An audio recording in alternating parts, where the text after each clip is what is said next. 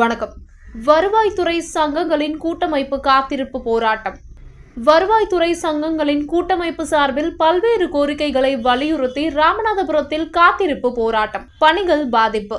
தமிழ்நாடு வருவாய்த்துறை சங்கங்களின் கூட்டமைப்பு சார்பில் ராமநாதபுரம் மாவட்ட ஆட்சியர் அலுவலகத்தில் பல்வேறு கோரிக்கைகளை வலியுறுத்தி காத்திருக்கும் போராட்டத்தில் ஈடுபட்டனர். இந்த போராட்டத்தில் அனைத்து நிலைகளிலும் உள்ள அரசு ஊழியர்கள் பணிகளை புறக்கணித்துவிட்டு காத்திருக்கும் போராட்டத்தில் ஈடுபட்டனர்.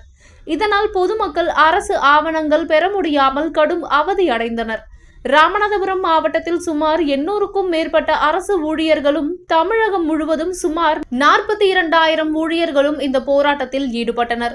தங்களின் கோரிக்கைகளை உடனடியாக நிறைவேற்றாவிட்டால் உங்களுடன் ஸ்டாலின் முகாமை முற்றிலும் புறக்கணித்து தொடர் போராட்டத்தில் ஈடுபட உள்ளதாகவும், வருகின்ற 29 மற்றும் 30 ஆகிய 2 நாட்கள் ராமநாதபுரம் மாவட்டத்திற்கு வருகை தரும் தமிழ்நாடு முதலமைச்சர் இந்த கோரிக்கையை பரிசீலனை செய்ய வேண்டும் எனவும் கோரிக்கை விடுத்தனர். மேலும் ராமநாதபுரம் மாவட்டம் முழுவதும் அரசு ஊழியர்களுக்கும் கூடுதலான பணி சுமைகள் ஏற்பட்டுள்ளதால் பரமக்குடி பகுதிக்கு உட்பட்ட நயினார்கோவில் அல்லது சத்திரக்குடி ஆகிய பகுதியை தனி வட்டமாக உருவாக்க வேண்டும் என்பது உள்ளிட்ட கோரிக்கைகளை வலியுறுத்தி காத்திருப்பு போராட்டத்தில் ஈடுபட்டனர். காத்திருப்பு போராட்டத்தில் ஈடுபட்டதால் அரசு அலுவலகங்கள் வெறிச்சோடி காணப்பட்டது.